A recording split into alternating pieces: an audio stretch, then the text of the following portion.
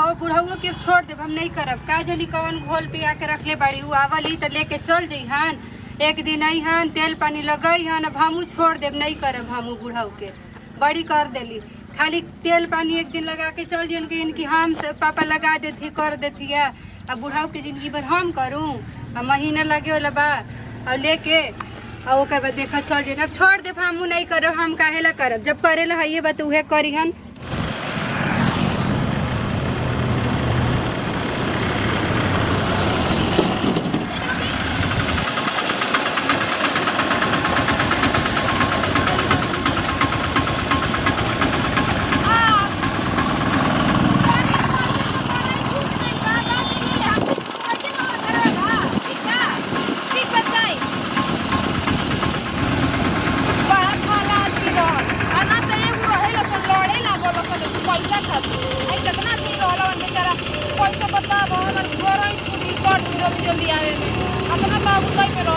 महीना नीचे गाय बाटे महीना बुढ़ो के लाग जाई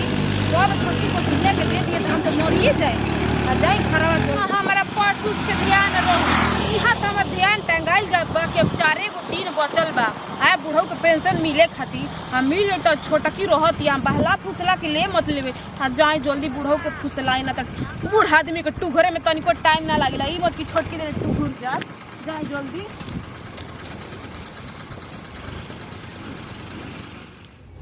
बाबू मियाँ थक गई गोड़ लागत नहीं बाबूजी। खुश रहा। आप सब सुनाई। ठीक है समाचार। हाँ ठीक बराबर ठीक बनी नु। हाँ। आई गोड़ा वार और कैसन भइल बा तेल पानी नहीं के करत का छोटा की। ऐसा कहता है छोटी बात में। का करम बाबूजी। पैसा लेके चल गेला के बाद का रो बाबूजी बोला तनी हम का सवख नैहर रह तनी केहू के सवख ह कि नैहर में रहो शादी बियाह भइला के बाद में हमर माई बीमार रहती है तब ना ए जे छोटकी भी हम सोची ना कि ज्यादा जब तक छोटकी करती है सेवा हमर माई जब तक जियती है जे माई के हम करत तनी बताई तो भाई भौजाई सब बाहर रहत नाच करके देखो तनी नो के करे वाला बा देह पर पड़ गिला प आज करके घमई था। बाबूजी एगो बात कहत रही कहीं कि ना कहीं एगो बात कहत रही कौन नु आजादी देखे रहो खातिर हम कौची लाइल बनी ली है खाई आ बाबूजी सुनी ना एगो बात कहत रही सुने तनी बतिया हमार हम सोची कि ऊंचा नहीं खिन रहो सुने लागल कहनी कि बड़ी माई के तबीयत खराब बा तो पैसा निकाल ले बनी तनी देती तो जैती नहीं हर माई के इलाज करवा देती महीना लागे वाला है। हाँ तो 4 दिन तभी लागे वाला तभी मिलल नहीं के कबो कबो 4 दिन 8 दिन पहले में मिल जाला नु अभी ना खाई मिलल ना अभी नहीं के मिलल ना आजादी 4 दिन रहो सेवा आई बनी तो सेवा टहल क दे हम तभी नु पुण्य मिली बाबूजी बताई कहल जाला कि बूढ़ बुजुर्ग के सेवा कइल 4 धाम 8 धाम के एथी बराबर होखला बात बनू। हाँ तो सेवा पहले यहीं कर जा घर ही अब माई बाबू जन्म देले बड़न ताज माई के देह पर पड़ल बा तो ना सेवा करे एकदम जरूर सेवा करना चाहिए माई के तो पहले करना चाहिए ऐसे न करो तनी बाबूजी अब का करम हमारा तो इच्छा ना करलक हम एजा से रउआ के छोड़ के जाई मन करलक हम एजा रहती त बाबूजी के रोज पकौड़ी आ जो खाए के मन करी तो पकौड़ी गुलारा फुलारा कुल रउआ के बना के खियती लेकिन हमारा आत्मा के बात हम का कही बड़ी सबक करेला लेकिन ओ जे माइयो के तो देखे के बा ना पहले माई के देखा माई के ठीक बा बाबूजी हमरा तनी पियास लगी बेला त घर ही छोटे की बिया नो हां जाई तनी ओकरो भेंट कर ले तनी हां आव तनी मलिया वाले गोड़त में तेल लगा देव तनी अब 4 दिन 8 दिन रो हम त तेल पानी करबे न करो। अच्छा ठीक आज ठीक बनी न रउआ। हां ठीक है। आ जानो तनी हमें होरली सुरली सब लाइल बनी। हां आधा किलो दूध रोज रउआ अपना खाती गरम करवा के दोनों टाइम आई में घोर के आ पियो हम अभी रउआ के कम से कम जानो तनी अभी 100 साल जिए के बा। हां सेवा रात तबे ना हाँ सेवा रही ना यही से तो देखो तनी एक झोला रउआ खाती लाइल बनी सब सर सामान खाई में काजी बरो सुबेरे मुंह धो के आ काजू ये खाई में जे रख देता नहीं झोला ठीक बा आना त घर वाले जे नो छोटकी देखी तो ओकरा आंख लग गइस ठीक बा बाबूजी आराम करी तब सब तनी पानी पतर पीली बोराई के चलल बनी होई जैसे घंटा लगा देले या तनी 2-4 थान हो जाई घरे साग सब्जी का करल जाओ तने दिक्कत बा पैसा कौड़ी के साग सब्जी उतने महंगा हो गइल बा का करूँ देखत हिया होता है तनी मानी कुछ न कुछ निकलिए जाता है। हाँ बैगनवा तो छोटा को कहाँ दिए तो अभी कहत रही कि काहे कौआ टटर करत आ गिलन पैसा लेवे के टाइम हो गेल लगता का हो का होता लागत हिया खूब खुश रह दूधे दूधे फुलाई रह आइल बड़ी पैसा लेके जई हन कुछ कहत हो का हो नहीं बैठू बैठू आई नहीं तो डेरा ना नु गइलू नहीं कहेला डेराई अरे नहीं डेराई तनी पानी उनी लावा हो तनी लावत ये पानी निकाल के रखी तबे कहती कि काहे तो बड़ी कौवा टर टर करत बाहिन हम हां नो कोवटा था हमरा आवे खातिर हां रहुआ आवे खातिर कौवा टर टर करत बा पानी पी ली कुछ खाइबो करब का पूछ तड़ू माने हमार पेट ना तू शुरू से नहीं तो नहीं की ना रहुआ बतैले कि हम आते तो हम नहीं बनेले रे हमने अपने पर बनेले रे खत्म हो गइल। अच्छा जा अब सांझ के बना दी आवत रही बजरिया में ना तो चाट छोला खा लेनी हमरा के जानो तू नहीं कम पेटवे खातिर मरबे करी ना। हां उ त है ये भाई नी नहीं की तनी ले ले चाट छोला खली त बेटा बेटी घरे में बाड़े हम तो भुला गइनी हां जानो त जल्दी जल्दी खा के हम सोचनी कि जल्दी सर से का घरे भाग हमरा तनी कोई याद नहीं पड़ल कि हम घरे ले ले चले आ बाबूजी के चबरे ला हइए नहीं सब तनी डॉक्टर से मना कइले बा खाए के हम खा पी के बर्तन उर्तन धो के रख देले रही तर सब रहे खा लेवी लहीन। हां इहनु कहलक गुतिया गुती पट्टीदार होखेलन आ जा त ठीक है कइलू हां हम आ गइनी न माई के बड़ी हमर तबीयत खराब बा हो कैसन माई के तबीयत बरा अब कहते बनी तबीयत अब पहले से ठीक है बिया अब जानते बाबूजी के पेंशन के टाइम हो गेल बहिन माई के तबीयत ठीक हो जाए माने बाबूजी के पेंशन तू ताना मारो तड़ू हमरा के नहीं ताना कहला मारो हम कर वही खइहन हां कुछ नहीं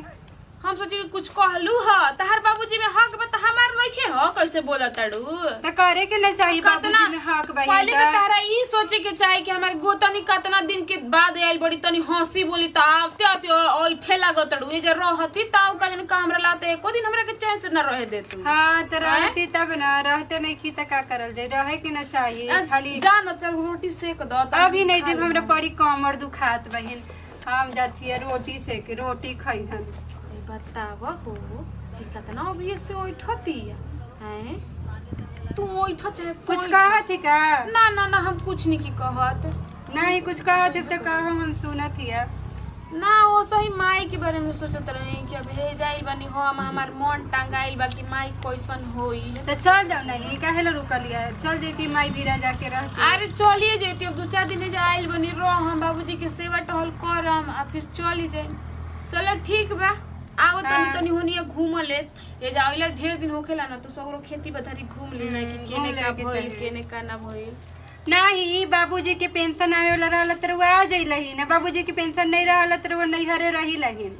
माने हम उनकर पेंशन ना लेवे खतियै नहीं हेनु तार का नाम ह हां त कहि ना तली ही ना त करे के न चाहिए तहारे ससुर हड़न हमार ससुर ना हवन त करे के न चाहिए करत नहीं की है करत नहीं की हो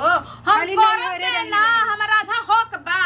तू हम मत कर तारे नहीं के बनत पैसा लेवे के टाइम तारे कोई कहत करे खातिर पहुंच जाएगा कहीं देखाओ कहते कि पेंशन लेवे खातिर लेम ना एगो ये बियाह क के आइल बड़ी हम नहीं लेवे देव चाहे एकरा ला कुछ हो जाए 1 रुपया नहीं ले जाए अच्छा हम आउ देखियो हम करू पेंशन रहुआ लेब नहीं हम लेवे दे मत करता हूं तारे कोई कहत करे के त लेके जाओ बुढ़ऊ के साथ कहां लेके जाई ओकर घर ह त काहे ला तू चल अपना घर हम कहला नहीं यार जो हमर त यहां घर बता हम नहीं यार कहला हमार ना घर ह तार घर बता घर में रहे के ना चाहिए तेरे से मुंह बजाए खातिर नहीं खिया हां बैठो के लड़ी जात बहिन जाना देखा ना कैसन बड़ी हो ऐसन बड़ी कि खाली पैसा आवेला ही ना त लेके चल जाली ओकर बाद लात मार देवल बुढ़ऊ के इनके ऐसन कहे के हुनहुनाए आवला आवतड़ी हमारा भी मुंह बजावे हई देखा हो कैसे बोलत या एकरो लागो त के पंख फूटता अब धीरे धीरे एकरो आंख लागो त आंख लागो चाहे तारा आंख फूट के 4 गो हो जा हां हमारा मतलब नहीं के हम त आइल बनी अपन जौन जैसे पहले कोइले बनी वो सही करम जातनी बुढ़ऊ के तेल लगाई आ बाते बाते में एकरा से का बतावे के बा ई तो अब देख के जरत है तेरा देख के जरला में कुछ नहीं खे हमर जौन तिरिया चरित्र बा ना भूले वाला नहीं खे हमार बाबूजी तनी बैठी ना बैठी दी तनी गुड़वा में तेल लगा दी तेल ना लगा ना ना हमरा न खतरत कर या दुखाए हां आजा दी चिकना दे ना तनी ना ना दीहू बाबूजी हम लगा अच्छा ना ना नहीं तोहनी दियो सब- उ तो 100 दिन पर एक दिन आवली। आहा कैसे सबके मन कोई लगा का तेल लगावे के बाबूजी से पूछो ना बाबूजी हम तेल लगावीला कि ना रहुआ। हैं? तो दोनों के हक बराबर है ना हाई। हाँ हक बराबर बस 100 दिन पर एक जब पैसा मिलेला तो आ जाइला यहाँ का आ फिर ओकर बाद चल जाई। तो अभी ना खाई महीना लागल। हाँ देखो तनी कैसे बोलती है हमार माई की तबीयत खराब बा बाबूजी तब ना हम नैहर चल जातनी अरे तो हमार सबक ना कि देखत हिया मगरमच्छ के आंसू गिरावत ही बाबूजी देखू त। हाँ हो तेरे मगरमच्छ के आंसू लोग कबे करी तोहरे नु ढेरे थिया दाह मुंह आवेला हमरा का दाह मुंह आवेला देखो तनी छोटा के कैसे बोलतिया देखो बाबूजी कैसे बोलतिया कहत बड़ी। ई बताओ कि रहुआ हम करू आ पैसा के हो के टाइम तो ही आ जाए। काहे हमार हक नहीं के बाबूजी में बाबूजी रहो में हमार हक नहीं के हमरा पता ना है अगली बार नहीं दे दे बाबूजी पैसा हम सेवा करू ई पैसा लेके जाइए नहीं देवे देब हमरे अगली बार पैसा। काहे खाली तू ही पता हो बड़ू का हम नहीं खी हां हम भी पुतौइया खाली। देखी तो कितना बोलती है छोटो के आज तक कैसे बोलत रहे काहे नहीं एगो बोल हमहू बाबूजी रही। बताओ ना हम पूरा घर संभाल के रखतिया हम बाल बच्चा के पढ़ावत लिखावत कैसे करती का करती रहुआ 24 घंटा खाएला पिएला ओढ़ेला बिछावेला सब हम कर अब यही पैसा लेके खाली चल जी। हाँ अरे बाप रे बाप बुझाता कि तू सही होते चका होगी रू सब खायावत नहीं पियावत नहीं नहावत नहीं बुझाता कि कोई देखो अरे करे के चाहिए काहे के करे के चाहिए मेहनत देवतिया हम अगली बार पैसा नहीं देवे दे बाबूजी के आई तो ना बाबूजी हम दोनों के दे आज बैंक ना खुला है ना मिलल काल लानब तो दोनों के दे। ना अच्छा आज बैंक गई रही नु हाँ आज बैंक में मिले पैसा ना निकलल ह ना आज नहीं निकला। बाबूजी बहाना क दी हमको पैसा आज जा निकाल जाई हाँ काल जाए हम। काले दे हम तब पैसा ना हाँ ठीक बा बाबूजी ठीक बा जा तनी तनी चाय बना के ले ले आ रहुआ के हाँ हाँ हाँ चाय बनाओ। ठीक बा जाना थी बाबूजी पैसा के टाइम होखेला त आ जाला बड़ी की आ जाला ना पैसा ले जा। हाँ पैसा लेके चल जाला और जाना थी और ओकर बाद का कहला कि जैसी पैसा ले मिली ना वैसी चल जाई फट सी का रउआ रउआ करके उनका इज्जत करत ही ना तो माथा पे चढ़ल जात बड़ी। बताओ रउआ ऐसे करल जाला ससुर के देखे के नहीं चाहिए हम सब करू और खाइहन खाली बताओ रउए हैं अब मत पैसा दे बाबूजी ठीक ना। हम ना दे उनका की। हाँ उनका मत दे बड़ी दे देली नैहर के बहाने कर करके वहाँ ऐस मौज करत बड़ी आ यहाँ घर संभाल के हम बैठल अब मत दे बाबूजी जान ली। हाँ हाँ अब मत दे बहाना कर दे कि पैसे नहीं के निकला कोनो न कोनो बहाना करके छोड़ दे जान ली बाबूजी वो खाली चन्हा के बही। हाँ हाँ हाँ सब सुनतनी हम बाप रे बाप ये अपने नहर में सीख ले बड़ू तो दानियन बूढ़ो के पढ़ाओ तो दानियन ली बाबूजी चाय पी पहले ता देखा बाबूजी ने तो चाय में जहर डाल के ले हाँ आई हैं। ते ही तोहरे नहर के आदत हुई जहर डाल के दे दिले हुए तनी ना के क्या जाना अभी अभी इन हम पैसा तो की लालच में भगवान जहर से विनती करतनी कि हे भगवान अभी हमार बूढ़ाऊ 100 साल जियो पेंशन है और सही दोगुना चौगुना बढ़त रहे कि हम पैसा ले लेके अपन माई के सेवा करी माई हमरा हाँ, बेमार देखा थी ना बाबूजी माई के सेवा करेला खाली वैसे कहलन की बुढ़ाऊ के सेवा करब हम काहे नहीं की हाँ? करत कहाँ करत हिया आए आई तोता ने मत पी बाबूजी जहरो डाल के लन्ने होई छोड़ दियो मत पीहूं तोर हिम्मत कैसे भेले कि हम चाय बना के लाके देने तो बूढ़ो के हाथ से के छीन जाना लेली, तो हैं? पैसा ला आदमी कुछ कर दे वाला ही हनु आओ नहीं तका ऐसे ना माई माई खाली करत बहेंगवा घर के बहेंगवा जामली कन कहां से हाँ, आइल बड़ी बढ़िया एकर लड़की पंख है। जाम गइल बा पंख लड़त सुटू सुटू नहीं लगे सुटू सुटू मत दे बाबूजी छोड़ दे पैसा अपने हाथ झड़ के जइहन माई के हम तबीयत काहे के मना जी ना भगवान जी हमारा अभी बूढ़ा 100 साल जियस हाँ कैसे हमरा पैसा मिल देखा कि 100 साल जियल अथी करम ना हो कहले कैसे तो कहलो कि बूढ़ बुजुर्ग के सेवा करे के चाहिए आज हम सेवा करम बूढ़ाऊ की तबे ना एक दिन हम बूढ़े त हमार बाल बच्चा सेवा करियो सन हाँ बाल बच्चा सेवा करी हाँ नहीं दे बाबूजी पैसा बड़ी पैसा पैसा करत पे पैसा नहीं दे जल्दी बाबूजी आवे तनी बाबूजी रवा का पकौड़ी बना के हां तू तब तक सिखा के बूढ़ो के तो तनी पढ़ावा बूढ़ो के बुद्धि नहीं खेनु असई बेटी पता नाती पता हो गिलो सन जानत नहीं बाबूजी सुनत नहीं बाबूजी बूढ़ो के बाप रे बाप हम तो जानते ना रे के हाथ ना सुगनियन बोल बोल के सिखावलिया योसन बोलत है कि एकर बात में के हुआ आ जाई हाँ आवे तनी बाबूजी तनी रवा के 4 गो पकौड़ी लेके हम हाँ जाओ पकौड़ी लेकर के जाना थी बाबूजी मत दे पैसा वैसा चाय लावत बड़ी तो कहीं पकौड़ी बना के लावत बड़ी और ओकरे बहाने रुआ मन फुसलावत बड़ी पैसा ला। हाँ पैसा ला आओ दिन से काहे नहीं आवली आवत रहन हाँ आज से कहाँ वो चला खाली लेकिन माई माई करके ना पैसा लेकिन लेके हक जात बड़ी लेकिन हक हम दुनहुन के ना दुल्हन के हैं तो उ करा लीते बा अबे के रहे के ना चाहिए। अब करता थी माई जिंदा रहता थी तब तक नकती है भाई माई के बहाना कर कर के जाके काहे नहीं की देखा तो उनकर बाबूजी माई के कि माई के का हाल चल बा का नहीं के जाके तनी एक दिन देखो तो माई के बहाने का बहन सच का नहीं के पता चल जाए। खाली माई के बहाना करके चल जात बड़ी पैसा लेके।